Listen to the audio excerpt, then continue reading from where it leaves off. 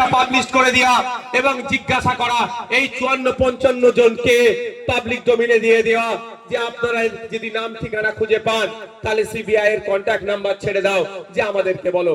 যদি দেখতে পাই আমাদের পাড়ার কোনো কুলাঙ্গার আমাদের বাড়ির মেয়েটাকে হত্যা করলো, খুন করলো, তার পরিচয় আমরা সিবিআই হাতে তুলে দিতাম, সিবিআই তাকে গ্রেফতার করতো। কিন্তু এটা করেনি। কিন্তু সিবিআইটা কে চালাচ্ছে? কেন্দ্রীয় মন্ত্রী অমিত শাহ। যে থাকলে বসলে পাকা ছেলে বলো তো যারা আছে বসাও। কিন্তু আমরা কি দেখলাম, সিবিআইর হাতে মামলা যাওয়ার পরেও সঠিক বিচার পেল না। আমরা ধর্ম দেখে প্রতিবাদ করি না। কিন্তু আজকে শুভেন্দু বাবুকে আমি একটা প্রশ্ন করতে চাই। আপনি হিন্দু হিন্দু ভাই ভাই বলেছিলেন, তিলোত্তমার ধর্মীয় পরিচয়টা একটু আপনার কাছ থেকে জানতে চাই। নিশ্চিতভাবে সে মুসলমান ধর্মের নয়, কিন্তু আমরা মুসলমান হিন্দু দেখিনি, অন্যায় হয়েছে তার প্রতিবাদ করেছি। কিন্তু শুভেন্দু অধিকারী হিন্দু হিন্দু ভাই ভাই স্লোগান দিল। এখন প্রশ্ন আমরা করব, তিলোত্তমা এখনো বিচার পেল না কেন? তাই বন্ধুগণ, কে ধর্মীয় উন্মাদনা তুলে আপনাকে আমাকে বিভাজন করার চেষ্টা করছে, এই ধর্মীয় উন্মাদনার ফাঁদে আপনারা পড়বেন না। প্রশ্ন করতে হবে আপনাকে আমাকে, আওয়াজ তুলতে হবে আপনাকে আমাকে। এখানকার যে আমি আস্তে আস্তে দেখছিলাম বেশ কয়েকটি প্রাইমারি স্কুল বললো, যাওয়ার সময় আপনারা জিজ্ঞাসা করে যাবেন প্রাইমারি স্কুলগুলোতে রেশিও মেইনটেইন হচ্ছে না, অর্থাৎ যে পরিমাণ ছাত্র আছে সেই শিক্ষক নাই। এই প্রশ্নটা তোলা আমাদের দরকার ছিল। তার পরিবর্তে কে হিন্দু কে বড় মুসলমান, এই নিয়ে লড়াই আপনাকে আমাকে লাগিয়ে দিয়েছে। আপনাকে আমাকে প্রশ্ন করা দরকার ছিল 2022 সালে 2012 থেকে 2024 পশ্চিম বাংলায় 25,000 স্কুল কেন বন্ধ হয়েছে, এর জবাবটা চাওয়া দরকার ছিল। তার পরিবর্তে আপনাকে আমাকে আপনি কত বড় হিন্দু আর ইনি কত বড় মুসলমান এই পরীক্ষায় ফেলে দিয়েছে।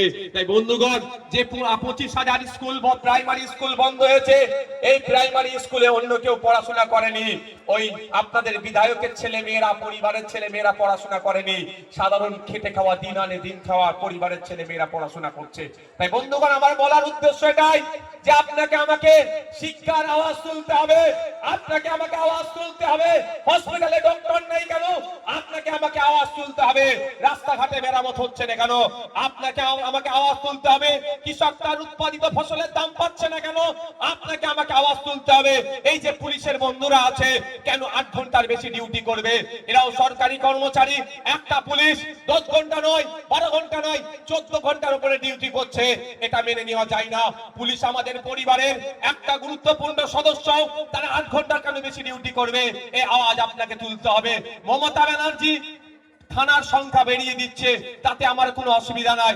আমি তো মনে করি পাড়ায় পাড়ায় থানা হোক, তাতে আমার কোনো যাই আসে না। আমি হিংসা মুক্ত সমাজ চাই। যদি নতুন বেশি বেশি থানা করে হিংসা মুক্ত করা যায়, তাহলে পাড়াতে পাড়াতে থানা করে দিলেও নওশাদ সিদ্দিকী আইএসএফের কোনো অসুবিধা হবে না। কিন্তু প্রশ্ন এটা আমার, কেন একটা থানাতে আপনি অফিসার বেশি দেবেন না, কনস্টেবল বেশি দেবেন না, লেডি অফিসার বেশি দেবেন না? যে 2-4টে লেডি অফিসার আছে তাদেরকে 10 ঘন্টা নয়, 12 ঘন্টা নয়, কেন 14 ঘন্টা ডিউটি করতে হবে? এই দাবি আমাদেরকে তুলতে হবে, কারণ পুলিশ আমাদের পরিবারের মধ্যে পড়ছে। এই দাবিগুলো আমাদের তুলতে হবে। এর পরিবর্তে আপনাকে আমাকে কি করাচ্ছে? কে বড় হিন্দু কে কত বড় মুসলমান তার পরীক্ষায় ফেলে দিচ্ছে। আপনি আমি ধর্মের নাম শুনলেই তো আর কোনো ব্যাপার নাই। ধর্ম অবশ্যই, ধর্মকে আমরা মানি, নিজের ধর্মকে পালন করি, অন্য ধর্মকে রেসপেক্ট করি। কিন্তু আমার প্রশ্ন তুলতে হবে, সরকারি কর্মচারীরা কেন্দ্রীয় সমাহারে নিয়ে পাচ্ছে না কেন? অন্য স্টেট যদি কেন্দ্রীয় সমাহারে দিয়ে দিতে পারে সরকারি কর্মচারীদের, পশ্চিম বাংলার সরকারি কর্মচারীরা কেন পাবে না? এই আওয়াজ তুলতে হবে। এই আওয়াজ তুলতে হবে কৃষক তার উৎপাদিত ফসলের যাতে 3 গুণ দাম পায়। স্বামীনাথন কমিশন বলছেন কৃষক তার উৎপাদিত ফসলের 3 গুণ দাম দিতে হবে। কেন পাচ্ছে না? এই দাবি আপনাকে আমাকে করতে হবে। তাই বন্ধুগণ, বক্তব্য আমি আর দীর্ঘায়িত করব না। আমি একদম এবারে শেষের দিকে